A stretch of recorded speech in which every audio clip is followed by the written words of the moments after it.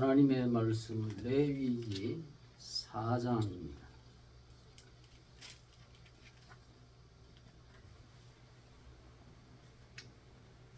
구약성경 레위기 4장 1절부터 12절까지 교독하겠습니다.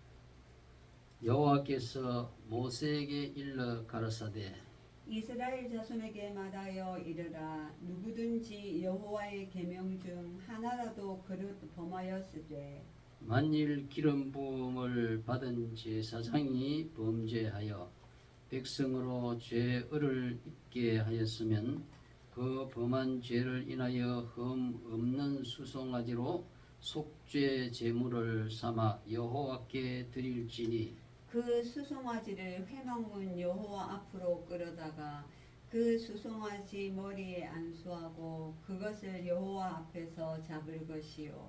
기름 부음을 받은 제사장은 그 수송아지의 피를 가지고 회막에 들어가서 그 제사장이 손가락에 그 피를 찍어 여호와 앞 곧 성소의 휘장 앞에 7번 뿌릴 것이며 제사장은 또 그 피를 여호와 앞 곧 회막 안 향단 뿔에 바르고 그 송아지의 피 전부를 회막문 앞 번제단 밑에 쏟을 것이며 또 그 속죄 제물이 된 수송아지의 모든 기름을 떼어낼지니 곧 내장에 덮인 기름과 내장에 붙은 모든 기름과 두 콩팥과 그 위의 기름 곧 허리 근방에 있는 것과 간에 덮인 끝풀을 콩팥과 함께 취하되 화목제 제물의 소액에서 떼어남 같이 할 것이요 제사장은 그것을 번제단 위에서 불사를 것이며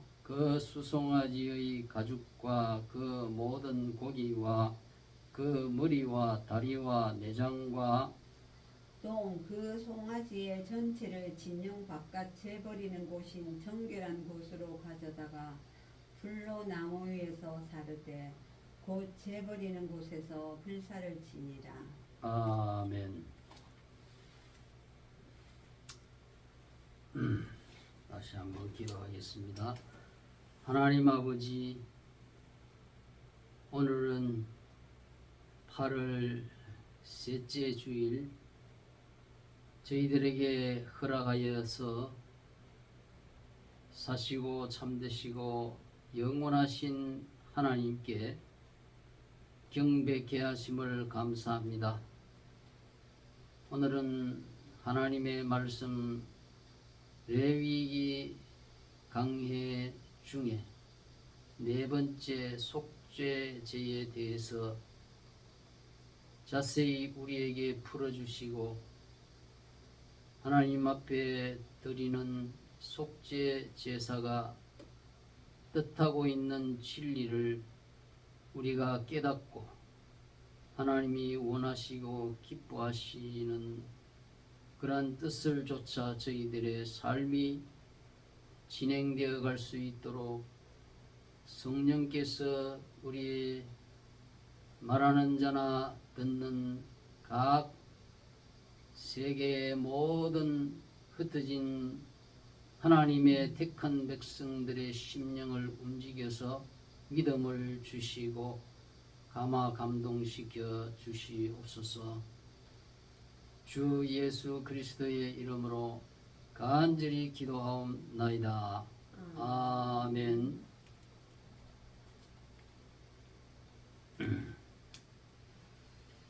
오늘은 하나님께 드리는 속죄제의 규례라고 하는 제목으로서 함께 은혜를 나누고자 합니다.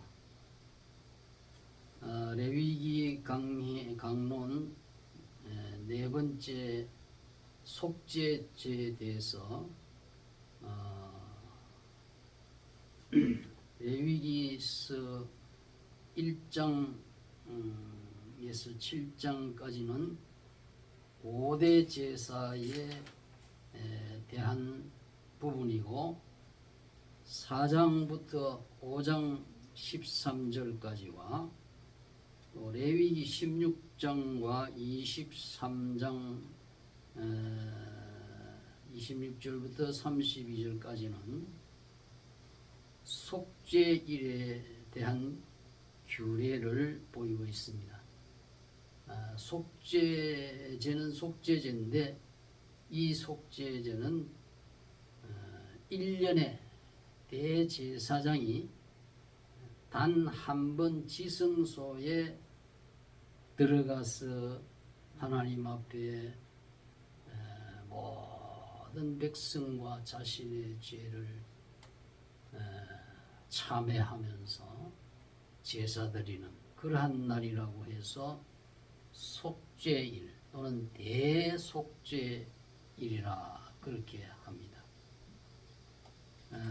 그래서 오늘 4장의 1절부터 12절까지는 제사장이 종교 지도자인 제사장이 범죄했을 때 속죄제를 어떻게 드려야 되느냐. 또 13절부터 21절까지는 온 회중이 단체적으로 범죄했을 때 속죄제를 드리는 방법. 그리고 22절부터 26절까지는 정치적 지도자인 족장이 범죄했을 때 드리는 규례를, 그리고 27절부터 35절까지는 일반 평민이 죄를 범했을 때, 그리고 아주 가난한 자가 하나님 앞에 범죄했을 때 드리는 속죄제를 규정하고 있습니다.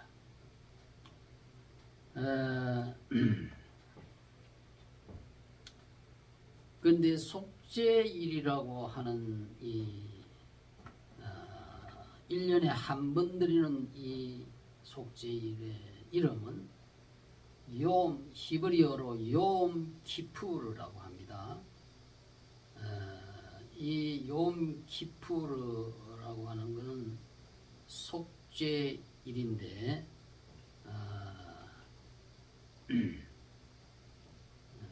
이 속죄일이라고 하는 것은 날이라고 하는 욤, 그리고 속죄를 뜻하는 키푸르, 그래서 속죄일인 것입니다. 그래서 욤 키푸르라 그러면 유대인들이 1년에 한 번 날짜를 정해서 그렇게 하나님 앞에 대대적인 참회를 하면서 속죄 제사를 드리는 날입니다. 그 날은 유대력 종교력으로 7월 달에 해당이 됩니다. 7월 달은 티스리월이라고 하는데 티스리월 종교력 7월 10일입니다. 그러니까 7월 10일 7월의 10번째 날이 욤키푸르 날인데 이 날은 우리가 쓰는 태양력 9월에서 10월에 해당이 됩니다. 성경에 유대인들이 쓰는 달력은 두 가지가 있습니다. 첫째는 유대력, 히브리력이라고 하는 종교력이 있고 이 달력은 그 첫 달이 양력으로 3, 4월에 해당이 됩니다. 그리고 유대인들의 일반 사회인들이 사용했던 민간력이라고 하는 것이 있습니다. 이것은 아주 드물게 나오는데 느헤미야서와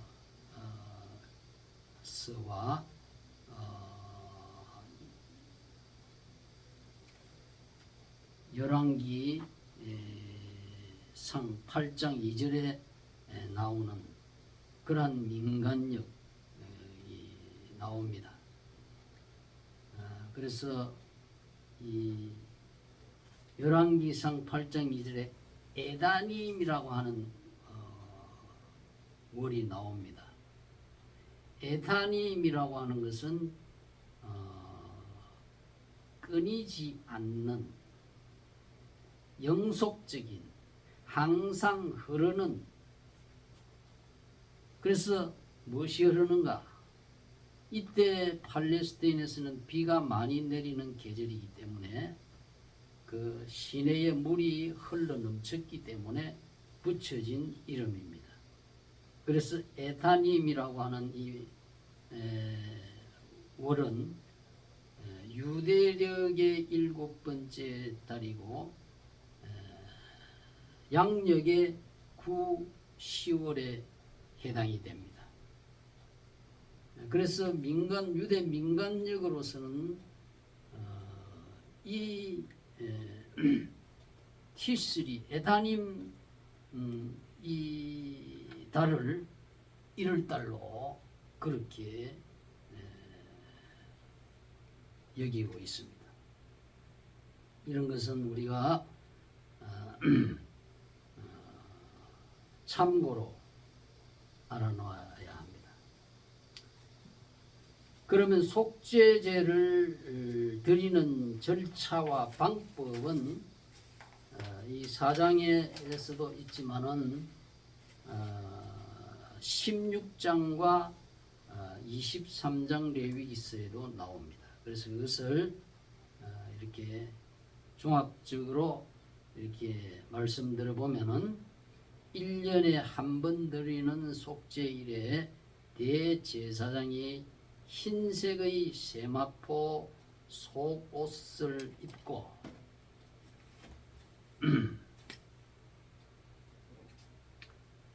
세마포 띠를 띠고 여호와께 성결이라 하는 그 모자를 씁니다. 세마포 모자를 쓰고 그 모자에 이렇게 금패가 부착되어 있습니다. 여호와께 성결이라고 하는 그런 패가 붙여져 있고, 그때에 제사장은 수송아지와 수양 한 마리를 드리고 수염소 2를 취해서 한 마리는 여호와를 위해서 죽여서 제물로 바치고 다른 한 마리는 광야로 미리 정해놓은 사람을 시켜서 데리고 가서 거기에서 아무도 없는 무인지경에 데려와서 그 광야에 풀어 놓습니다. 그리고 여호와께 드릴 염소로 뽑히는 제물의 목에는 붉은 천을 둘러서 속죄 제물임을 표시했습니다. 제사장은 희생 제물의 피를 가지고 성소와 지성소 사이에 있는 휘장을 지나서 지성소에 들어가서 속죄소라고 하는 것은 하나님의 십계명 두돌판과 만나 담은 항아리와 아론의 지팡이가 들어있는 그 네모난 괴를 말합니다. 상자죠. 그 속죄소 위에는 뚜껑이 있는데 그 뚜껑에는 이 천사가 이렇게 딱 이렇게 만들어져서 입체로 만들어져서 이렇게 붙어 있습니다. 그래서 천사가 날개를 이렇게 쫙 펴고 있는 그것을 그 법궤 여호와의 언약궤라고 하는 법궤의 그 뚜껑을 속죄소라고 하는 것입니다. 그 뚜껑을 열면 뭐가 있냐? 십계명 2돌판이 있다 이거예요. 그래서 주변에 속죄소 주변에 7번 뿌리고 또 지성소 밖에 있는 번제단과 또 분향 하나님 앞에 향년으로 피어 올릴 분향단, 여기에는 네 기퉁이에 뿔 모양의 그것이 있어요. 그 뿔에다가 이렇게 피를 바릅니다. 제물에 피를 발라서 자신의 죄와 온 백성의 죄를 자복을 합니다. 그리고 염소 2마리 중에 한 마리 살아있는 염소는 이렇게 대제사장 아론이 두 손으로 염소에게 안수를 합니다. 손을 얹는다. 그러면 온 이스라엘의 죄를 자복하고 이제 그 살아있는 염소를 광야에 사람을 시켜서 데리고 가서 풀어놓게 하는 겁니다. 이것이 바로 속죄제를 속죄일에 드리는 속죄제입니다. 이 속죄제는 대제사장이 주도하고 온 민족이 그날은 일을 해서는 안 됩니다. 큰 안식이라고 했습니다. 그래서 그날 하루 동안 금식을 하면서 스스로 괴롭게 하면서 죄를 회개하는 날로 지킨다. 여러분, 하루 동안 금식을 하려고 하면은 아무것도 먹지 않고 그렇게 물만 마신다고 한번 생각해 보세요. 얼마나 몸이 괴롭겠습니까? 그것은 바로 우리가 범한 죄가 그와 같이 하나님의 마음을 아프게 했기 때문에, 그리고 주위의 사람들의 마음을 괴롭게 했기 때문에 그러한 죄에 대해서 자기 자신이 1년에 한 번은 금식을 하면서 너가 한번 육체적인 고통을 한번 맛보아라. 그러한 하나님의 그러한 영적 의미가 있는 줄 압니다. 우리는 오늘 이런 속죄제에 대해서 몇 가지 교훈을 생각해 보겠습니다. 첫째로, 모든 사람은 죄인이다 하는 이 사실을 자각해야 한다는 거예요. 자각해.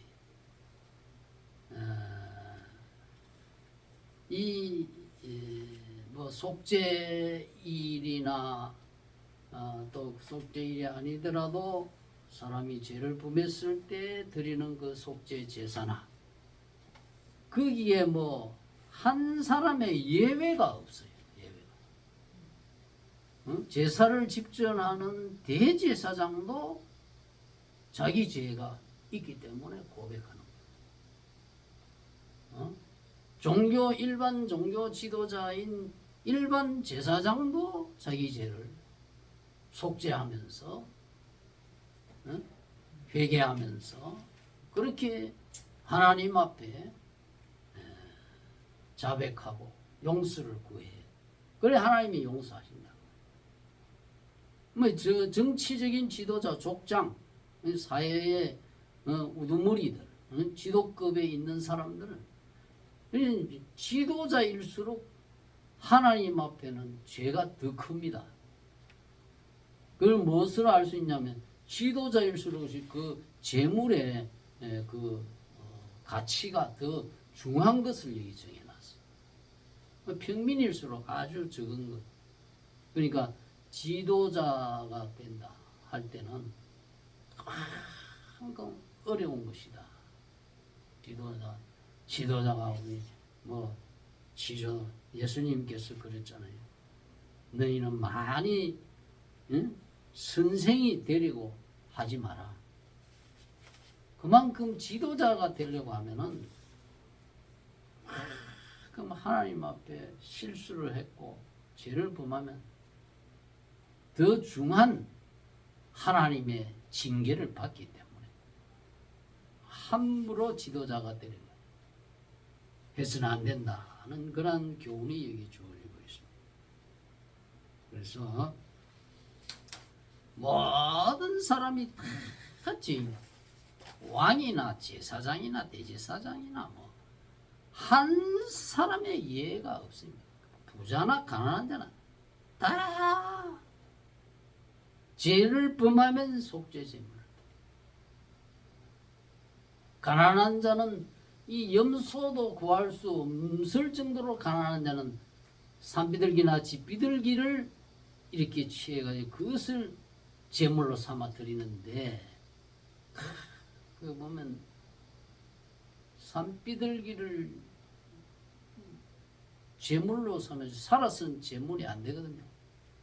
목을 비틀어서 끊어서 죽이라 그랬어요. 하나님 앞에 우리의 죄악이 내 목이 그렇게 머리가 꺾여 비틀어 죽여야 마땅한 그러한 죄인이다는 사실을 저는 이 성경을 읽으면서 깨닫게 되는 겁니다. 사람은 누구나 다 죄인이에요. 근데 산비둘기조차도 바칠 수 없을 정도로 또 더 가난한, 그야말로 극빈자의 계층이 있을 겁니다. 그 사람은 또 어떤 제물을 바쳐요? 고운 가루를 바쳐요. 고운 가루에 뭐 얼마 10분의 1인가 그렇게 가져왔어. 그것으로 밀가루를 바쳐라 이 말. 그것을 이렇게 하나님 제단에 바치고 불로 태웠어.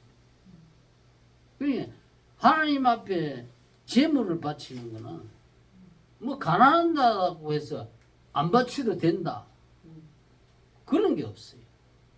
가난하면 가난한 만큼의 그 제물을 있다 이 말이에요. 바칠 수 있는 하나님이 그거 정도는 주었거든요. 그러니까 이것은 정성에 관한 문제지 결코 재물, 물질의 뭐 많고 적음을 뜻하는 게 아니에요. 그래서 이렇게 부자나 가난한 자나 권력자나 평민이나 누구나 다 죄인이다는 사실을 우리가 이 속죄제에서 우리는 깨닫게 되는 거예요. 그래서 사도 바울은 로마서 1장에서 뭐라고 했냐면, 인간이 어떠한 죄인이냐 하는 것을 이 로마서 16장까지는 하나님의 죄인을 어떻게 어떠한 방식으로 죄를 용서하고 놀라운 선물을 주는가 하는 그것이 로마서입니다. 로마인들에게 보낸 그 사도 바울의 편지라 이 말이에요.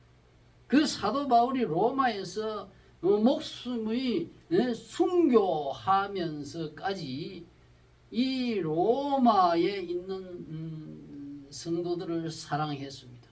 그래서 그 로마에 가기 위해서 바울이 얼마나 기도로 준비하고 그 유대인들의 살해 위협을 무릅쓰고 배를 타고 이제 가이사랴에서 로마까지 가잖아요.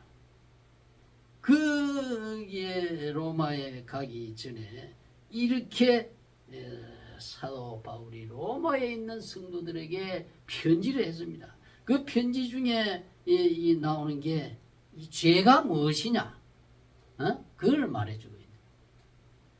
그 죄는 바로 창세로부터 그에 보이지 아니하는 것들고 그의 영원하신 능력과 신성이 그 만드신 만물에 분명히 보여 알게 되나니 저희가 핑계하지 못한다. 하나님이 이 천지를 창조해 놓고 그냥 내버려 둔 게 아니잖아요.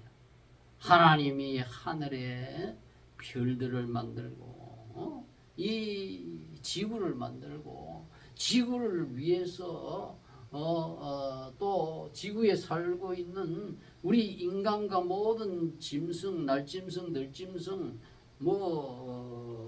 생선 다 하나님 만드는 그냥 방치해 둔 게 아니에요.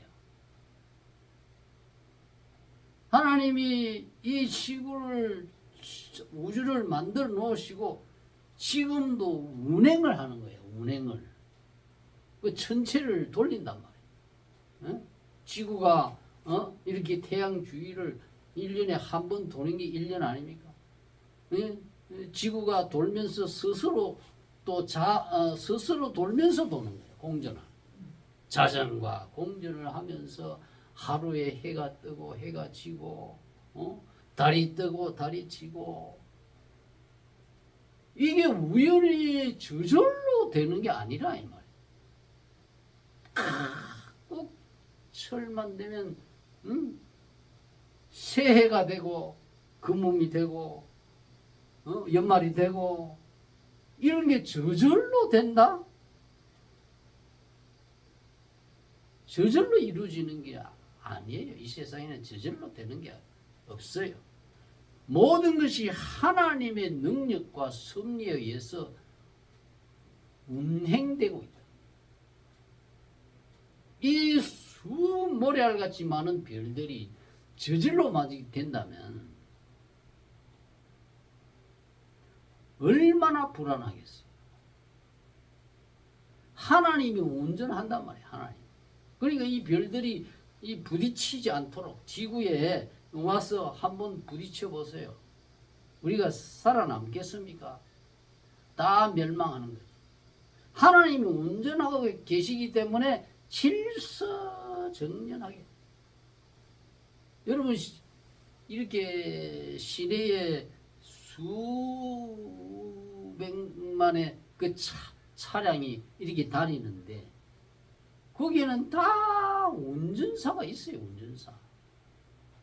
뭐 요즘은 자율 자동차도 있다 합니다만, 그러나 인간의 그런 운전이나 인간이 만들어놓은 자율 자동차는 완전하지 않기 때문에 중간에 사고가 많이 납니다.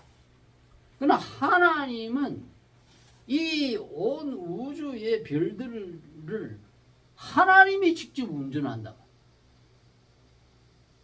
그러니까 얼마나 질서정연. 달을 보세요. 달. 어떤 데는 보름달이 되고 어떤 데는 초생달이 되고 금음달이 되고 반달이 되고 얼마나 아름답습니까 그게. 하나님이 그렇게 다 밤하늘에 달과 별들을 그렇게 별을 보면요 그 경북의 그 보현산에 기슭에 가서 제가 여름 휴가를 형님 집에 가서 그곳에서 휴가지에서 보낸 때가 있는데, 보현산에 거기는 정송군이죠. 정송군 보현 천문대가 있는 곳이 거기 지상에서 굉장히 높은 지대인데 내 생전에 그렇게 아름다운 별을 본 적이 없어. 이런데 뭐 평지 김해나 뭐 이런 부산이나 이런 데서 보는 별은요, 이거는 별의 그 진가를 느끼지 못. 그곳에서 내가 그때 30대인가 40대인가 그때 봤는데 여름이에요. 별이 바로 위에 있는 것 같아요. 그 별이 수십억 개가 컬러풀해요. 완전히 황금빛에다가 은빛에다가 얼마나 아름다운지. 그거를 보면은 지금 사도 바울이 말하는 게 그런 거예요. 자연의 이와 같은 모습이라. 창세로부터 그의 보이지 아니하는 것들과 그의 영원하신 능력과 신성이 그 만드신 만물에 분명히 보여 알게 되나니, 그러므로 하나님이 없다고 핑계할 수 없다는 이런 뜻이라. 그러한 별들이 별 하나가요 지구보다 큰 별들이 수없이 많아요. 그런 별들을 보세요. 아, 저 별들이 내 믿지 않을 때도 저 별나라야 저 너머에는 어떤 세계가 있을까 참 궁금했는데 그것이 하나님이 만들으셨다고 하는 결론의 그 톨스토이의 그 가르침을 내가 받아들이니까 이 문제가 궁금증이 해결이 되는 거예요. 아무리 똑똑한 과학자라도 하나님이 만드셨다 창조했다는 이 대전제를 하지 아니하면 바보 같은 소리를 하고 있거든. 아, 이 뭐 별들이 저절로 됐다. 저절로 됐다. 근데 그 별 천체 가운데 지구에서 우연히 무엇이 하나 생명체가 하나 저절로 아메바가 생겨 그것이 점점점 무척추 생명체인데 그것이 점점 세월이 지나다 보니까 이제 척추 동물 되고 원숭이가 되고 그 다음에 사람이 됐다 이렇게 주장하는 거거든요. 이게 얼마나 어리석은 결론이냐 하는 것을 사도 바울이 여기서 말하고 있는 거예요. 응? 하나님을 알되 하나님으로 영화롭게 하지도 않고 감사하지도 않고 그 생각이 허망해서 미련한 마음이 어두워졌나니 스스로 지혜 있다 하나 우둔하게 된 이 천체를 연구하는 이 과학자들 아닙니까? 얼마나 지식자들이지. 물리학 박사, 천문학 박사들입니다. 그런데 그렇게 박사가 된다 하나 우둔하다, 바보다 이 말이에요. 바보가 되어서 썩지 않는 하나님의 영광을 썩어질 사람과 금수, 즉 새와 짐승과 버러지 형상의 우상으로 바꾸어 놓고 아이고 네가 우리 신이다 이렇게 우상 숭배한다 이거예요.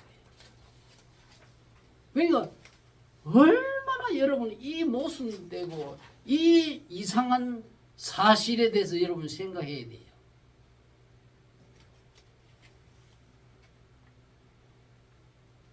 그러므로 하나님께서 저희를 마음의 정욕대로 더러움에 버려두어서 서로 욕되게 했으니 저희가 하나님의 진리를 거짓으로 바꾸어 피조물을 조물주보다 더 경배하고 섬김이라. 여러분 방송국이라고 하면은 최첨단 과학의 모든 장비가 다 집결되어 있는 곳이 이 방송국이에요. 방송국의 송신기, 수신기 이런 걸 통해서 전파를 받아가지고 전 세계에 보내잖아요. 그리고 이 방송 장비를 이게 수리하고 운용하는 그런 전부 다 전자 분야의 전문가들이 다 모여 있는 곳이 방송국이에요. 근데 그렇게 과학의 최첨단 장비들을 운영하는 이 사람들이 어떤 짓을 하느냐 하면 그 송신기 하나 수천만 수억 하는 그런 송신 장비 송수신 장비니까 이게 중간에 딱 스톱돼 버리면 방송이 딱 중단돼 버리잖아.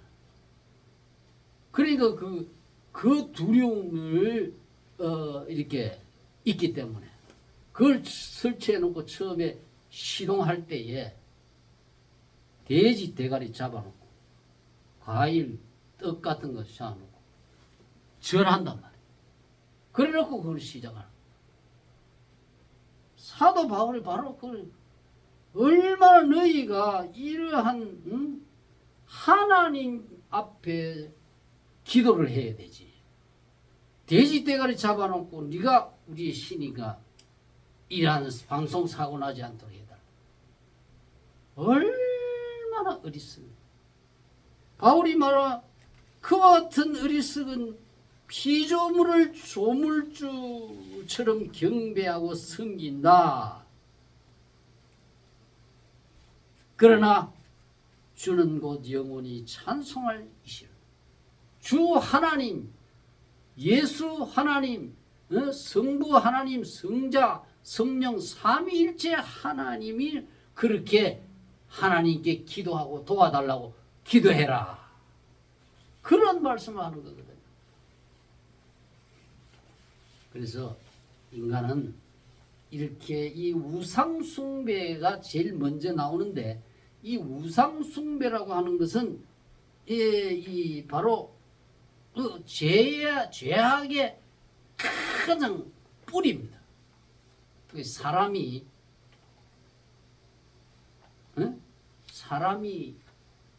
이 죄에 대해서 생각하면 우상숭배자냐 우상숭배자 아니냐, 그것을 먼저 판단을 해야 돼요. 우상을 숭배하는 것이 죄악의 가장 기초이기 때문에 그 우상숭배로부터 모든 죄악이 다 나타나는 거예요. 불의가 나타납니다. 추악이 나타납니다. 탐욕이 나타납니다. 시기가 나타납니다. 살인이 나타나요.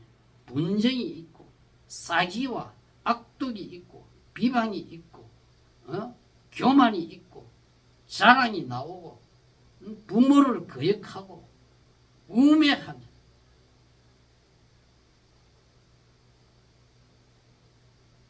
어제 인터넷 신문을 보니까 둘째 아들이 그냥 생전에 어머니를 돌아보지도 않고 어머니 돕지도 않던 것이 아버지 죽고 나니까 그 집 차지하려고 여동생이 살고 있는 어머니 집에 와서 어머니에게 호악을 행하고 쫓아내고 자기가 그 집을 차지하려고 마구 이 폭행을 하고 행패를 부리는 게 인터넷 신문에 보도가 됐어요. 그러니까 그 어머니는 80고령의 어머니는 이 작은 아들하고는 살 수가 없다. 그 딸하고 사는데 그 아들이 재산이 탐나가지고 이렇게 어머니가 평소 생활할 때 한 번도 찾아보지도 않고 하던 것이 아버지 돌아가시고 나니까 떡 나타나고 집 차지하려고 그렇게 행패를, 우통을 막 벗고 꼭 무슨 조직폭력배처럼 그렇게 해요. 이것이 뭡니까? 부모를 거역하는 자요, 우매하는 자요, 배약하는 자요, 무정한 자요, 무자비한 자라. 저희가 이와 같은 일을 행하는 자는 사형에 해당한다. 이것이 바로 이 모든 인간의 죄악의 본성을 보여주고 있다. 그 깊은 뿌리에는 우상이 있는 거예요. 우상숭배. 그래서 사람들은 그냥 물질 재산만 탐했지 자기 자신의 죄 문제를 해결할 생각을 하지 않고 있다. 그는 식자나 지도자나 가난한 자나 거의가 대부분이. 그래서 예수님께서 요한복음 9장 41절에서 너희가 소경되었더라면 죄가 없으려니와 본다고 하니 너희 죄가 그저 있느니라. 진리를 보지도 못하고 진리를 알지도 못하면서 자기가 마치 진리를 아는 것처럼 마구 강론을 하고 설교를 하고 이런 사람들이 누구냐? 예수를 믿지 않는 사람들이 그런다. 이 사람들은 지금 예수님 당시 유대교의 지도자들, 바리새인과 서기관들, 대제사장, 이런 사람들 아닙니까?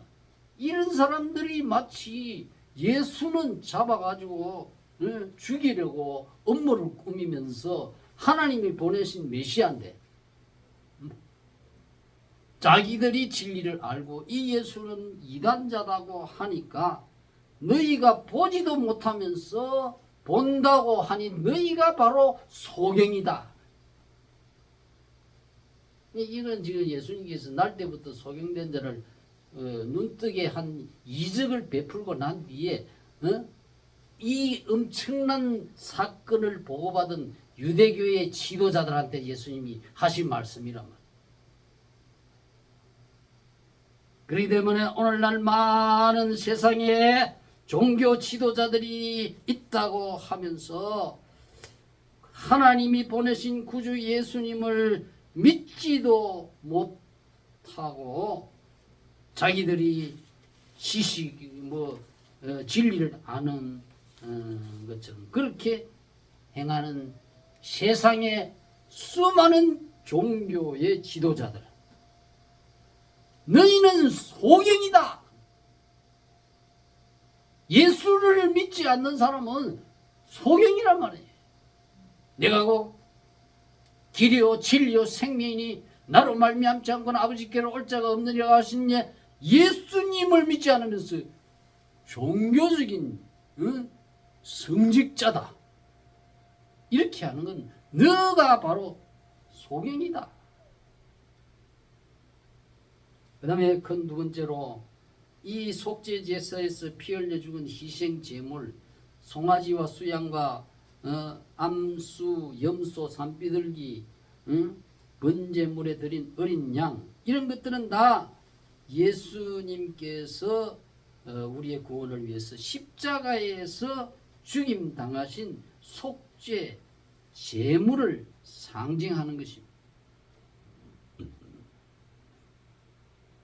그래서 우리 예수님은 그 구약 시대의 짐승으로 제물로 상징되었던 그 예수님이기 때문에 하나님이 구약 시대 때부터 이렇게 수없이 죽어갔던 그 제물을 통해서 앞으로 하나님의 아들이 이제 그 짐승으로 올 것이 아니고 이제 정말 하나님의 아들이 사람의 몸을 입고 와서, 그 짐승은 그림자요, 예표요, 상징이에요.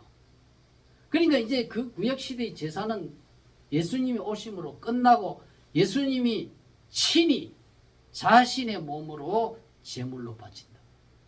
그래서 로마서 6장 23절에 보면 사도 바울이 이와 같은 죄인들이 사형에 해당되는데 결론이 뭐냐면 죄의 삭은 사망이요 하나님의 은사는 그리스도 예수 우리 주 안에 있는 영생이라. 이것이 핵심이다.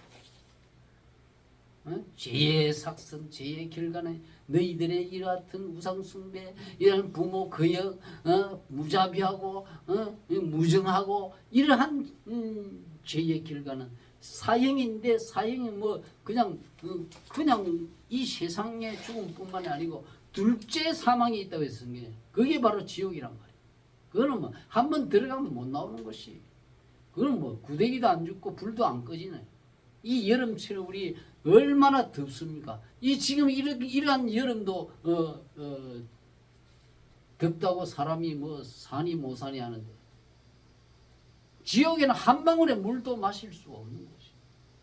우리 세상에서는 덥다고 물만 얼마든지 마실 수 있잖아. 지옥을 그렇게 가볍게 생각하면 안 됩니다. 그래서 여기서 그리스도 예수 안에 있는 하나님의 은사라고 했는데, 이 은사는 바로 헬라어로 카리스마라고 합니다. 카리스마는 은혜의 선물이라 이 말. 우리는 죄인의 형벌을 받아 마땅히 내가 그 비둘기가 모가지가 비틀어져서 죽임을 당해서 지옥의 형벌을 받아야 마땅한 죄인인데, 하나님의 은혜로 예수님에게 그 죄의 짐을 다 담당시켰어서 우리는 예수님을 회개하는 마음으로 믿기만 하면 죄를 용서하고 영원한 생명을 주어서 천국에 들어가게 해 주신다. 그게 바로 로마서 6장 23절이에요.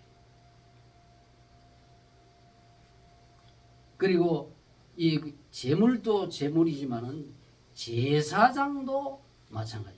제사장도 수많은 제사장이 죽으면 또 그 다음에 그 아들 제사장, 사위 제사장, 뭐 또 그 후대 제사장이 다 대를 이어 바뀌어지잖아.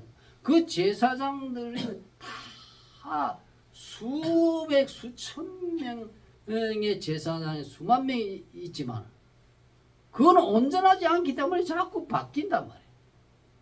그래 영원한 그 제사장은 그림자이기 때문에 불완전한 죄인이기 때문에 대제사장 아론이라고 해도 모세가 십계명 받아가지고 내려오는데 그 백성들이 우리는 여호와 모른다. 우리를 위해서 신을 만들어라. 그 금송아지 만들어 우리가 신으로 경배하자. 아론이 그 금송아지를 만드는데 주도적인 역할을 한 거예요. 너희들에게 금부치를 다 꺼내라 그러면. 그러니까 금부치를 모으니까 거기서 금송아지가 나왔다는 거예요. 그걸 녹여가지고 금송아지. 이게 바로 대제사장 아론이요. 그래야 모세가 얼마나 진노해가지고 십계명 돌파를 그냥 부셔버렸어요. 그때부터 이 속죄 제사가 시작됐다는 거예요. 그러니까 집단적으로 백성과 대제사장과 함께 죄를 범했다. 속죄일의 유래가 바로 거기에 있습니다. 그렇기 때문에 제사장이 이런 인간 제사장은 이게 죄인이기 때문에 안 된다 이거예요. 그래서 영원한 대제사장이 오신다. 그분이 바로 이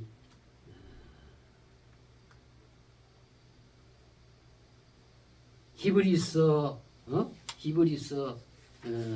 7장에 하나님께서 멜기세덱에게 반차를 좇은 대제사장이 온다. 이 멜기세덱이 번역하면 뭐냐면 의의 왕이요 평강의 왕이라 그랬어요. 예수님은 아론처럼 그렇게 우상 숭배한 죄인이 아니라 이 말이에요. 아주 예수님은 오셔서 하나님의 말씀을 전부 다 그대로 지켜 우리 대신 다 지킨 예수님 때문에 예수님 자신이 하나 대제사장이 되어서 하나님과 우리 죄인 사이를 화목 제물로 자기 몸을 들여 바친 대제사장이기 때문에 하나님과 우리 이 진노를 받아 마땅한 죄인이 하나님의 영원한 사랑받는 아들의 관계로 만들어 주신 분이 바로 멜기세덱의 반차를 좇은 이 의의 왕 평강의 왕 예수 그리스도라 이 말입니다. 여러분이 이 진리를 알고 이 영원한 제사장 참된 의의 제사장을 예수님을 영접해야 그 사람이 죄의 멍에를 벗고 불안 초조 걱정 근심 이런 공포 이런 죽음의 공포에서 벗어나서 구원의 평화가 여러분의 뱃속에 평화의 강물이 넘쳐날 줄 믿습니다. 헌제자가 제물 앞에 제물의 머리에 안수하는 절차가 있습니다. 이 안수라는 것은 히브리어로 사마크라고 합니다. 사마크는 기대다, 의지하다 그런 뜻입니다. 그래서 이 헌제자가 제물의 머리에 손을 얹는 것이 안수입니다. 여러분 우리가 누구를 그때 속죄제를 드리는 사람이 재물의 머리에 손을 얹는다. 재물에게 의지한다. 재물에게 기댄다. 그러면 그 기대면 어떤 역할을 해요? 그 사람의 죄가 그 재물에게 옮겨간다. 재물에게 옮겨가서 죄의 멍에가 벗어지고 죄의 짐이 벗어진다. 그래서 열대를 혈루병을 앓고 있던 여인이 예수님의 옷자락에 손을 뻗쳐 쓸 때에 그 사람의 모든 죄가 이 영원한 재물 대신 예수님에게로 옮겨가는 거예요. 그래서 그 여인의 병이 죄병뿐만 아니라 육체의 병도 깨끗이 나아버려요. 의사한테 가고 돈 수많이 없애고 하는 다 헛것이 안 되는데 예수님에게 영원한 우리의 참재물 대신 예수님에게 손을 뻗치니까 예수님에게 너는 기댔단 말이야. 예수님을 의지했다 이 말이야. 그러니까 그 여인이 영혼도 구원, 육체도 구원. 따라 안심하라. 너의 믿음이 너를 구원하였느니라. 바로 이 믿음이 의지했다는 거예요. 의지했다. 응? 그래서 여러분 사도 시몬도 어느 날 갈릴리 바닷가에서 밤새도록 고기를 잡았는데 고기를 못 잡고 그 빈 그물만 들고 있을 때 예수님 나타나서 시몬의 배를 좀 빌려달라. 하나님 말씀을 내가 강론해야 되겠어. 그 시몬이 고기도 못 잡았는데 참 그래도 착하지요. 그 자기의 재산 1호인 그 배를 예수님의 복음 전파하는 강단으로 빌려드렸어요. 그 예수님의 그런 참 친절을 받고 또 배를 좀 이 물가에서 좀 띄워라. 그러니까 그게 또 참 시몬이 예수님 말씀에 꼬불꼬불 순종해서 그 힘도 없을 텐데 배를 또 밀어서 예수님 설교하기 좋게 이를 봉사를 했어. 그 주님이 설교 마치고 상을 줍니다. 시몬아, 배를 내 그물을 깊은 데로 가서 내려봐라. 그런데 시몬이 또 그 말씀 예수님이 순종했어. 과연 깊은 데 가서 그물을 다시 쳐가지고 정리했는데 또다시 하려면 얼마나 그가 있습니까? 그러나 시몬은 그 예수님 말씀에 순종했습니다. 깊은 데 나가서 다시 한번 그물을 내려봤습니다. 그물을 내렸더니 고기가 얼마나 많이 잡혔더니 그물이 터질 정도가 돼서 친구들 이웃에 있는 친구들 배까지 불러가지고 그 친구들 배도 다 가득히 잠길 정도로 고기가 어마어마하게 많이 잡혔습니다. 그때 시몬이 너무나 감격해서 주님 앞에 무릎을 꿇고 주여 나를 떠나소서. 나는 죄인이로소이다. 이 시몬이 그렇게 한 이유가 뭡니까? 주님의 말씀에 내가 밤맞도록 고기잡이 했지만 얻은 것이 없습니다. 그러나 주님의 말씀에 의지하여 내가 그물을 내리겠나이다. 주님의 말씀에 의지하고 주님을 의지하면 이와 같은 기적이 일어납니다.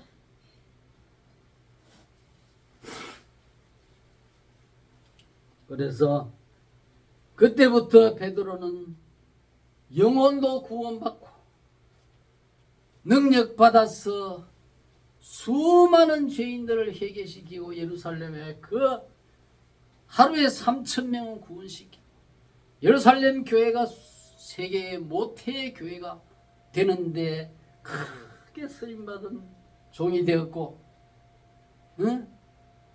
바울과 함께 로마에 가서 끝까지 복음을 전파하고 그 박해 시대에 지하 땅굴 속에서 교회를 지키면서 목회하다가 순교의 장렬한 제물이 되어서 하나님 나라에 베드로와 같이 정말 전무후무한 갈릴리 바다의 불황무식 자가 하나님의 교회라고 하는 나라에서 전무후무한 위대한 하나님의 종이 됐습니다.